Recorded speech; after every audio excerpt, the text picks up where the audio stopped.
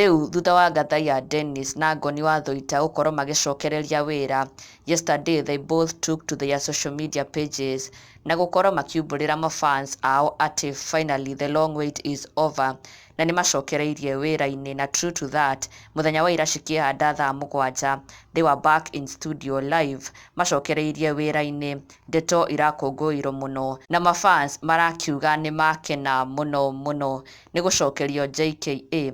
Team yao mendete mũno board chair Gathaiya Dennis na Sekjen Ngoni wa Thũita macokete nĩ ũndũ mwega mũno na nĩ akenu mũno. Na thutha ũcio ndeto iracoka kumbũka ciĩgiĩ gĩtũmi kĩao gũkorwo magĩcokio wĩra.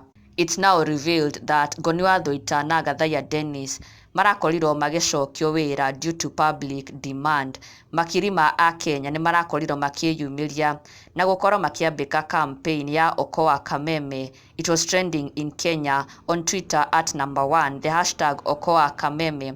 Akenya makĩyumĩria na njĩra nene mũno kũdemand macokerio amemerekia ao mendete arĩa nĩo Ngoni wa Thũita, Gathaiya Dennis na Kĩhenjo. Macambĩki na Akenya aingĩ mũno makĩonania kũgomera ceceni ĩno ya Kameme na makĩdemand macokerio amemerekia ao na makĩonania kwaga gũkenio kwao nĩ ũrĩa maũndũ makoretwo magĩtwarithio.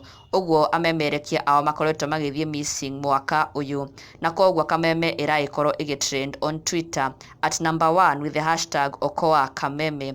Na thutha ũcio nĩguo tũracokire kuona Ngoni na Gathaiya Dennis macokereria wĩra na ũrakorwo arĩ ũndũ wa gũkũngũĩrwo mũno, not just for the listeners na macambĩki a Kameme, ona nginya kũrĩ Ngoni wa Thũita na Gathaiya Dennis makiuga ma thengiũ kũrĩ Ngai na maracoka gũkorwo magĩcokeria ngatho their supporters nĩ ũguo makorwo makĩmonia support na wendo ihinda-inĩ rĩrĩ mararĩ missing na kũmarũĩrĩra na njĩra nene mũno. Na Ngoni wa Thũita akiuga to God be the glory, asanteni for your unwavering support.